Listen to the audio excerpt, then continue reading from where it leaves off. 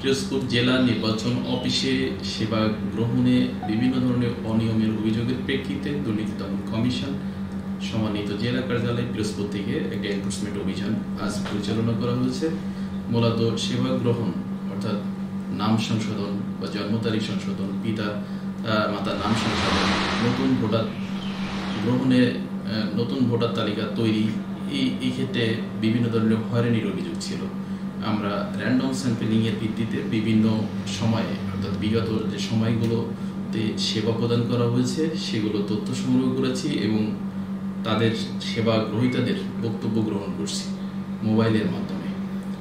এবং তারা মানে এই যে অনিয়মের বিষয়ে যে রেকর্ডপত্র সেগুলো সংগ্রহ করছি এবং এই রেকর্ডপত্র পর্যালোচনা করে একটা পূর্ণাঙ্গ প্রতিবেদন আমরা কমিশনে দাখিল করব। যেহেতু সেবা গ্রহণের অনিয়মের অভিযোগ, সুতরাং এগুলো পর্যালোচনা সাপেক্ষে পূর্ণাঙ্গ প্রতিবেদন বা পূর্ণাঙ্গ মতামত দেওয়া সম্ভব হবে। তারা যে সেবা গ্রহণের সময়ে অতিরিক্ত অর্থ দাবির একটা অভিযোগ এখানে ছিল, কিন্তু এগুলো দায়িকভাবে বা রেকর্ডপত্র পর্যালোচনা ছাড়া চূড়ান্ত মতামত দেওয়া সম্ভব হচ্ছে না এই মুহূর্তে। অবশ্যই সব দপ্তরেই যে ধরনের অনিয়মের অভিযোগ আসলে আমরা প্রত্যেকটাই খতিয়ে দেখব এবং আইনানুগ যে ব্যবস্থা গ্রহণের নির্দেশ কমিশন দেবে সেটা মাঠ পর্যায়ে বাস্তবায়ন করব।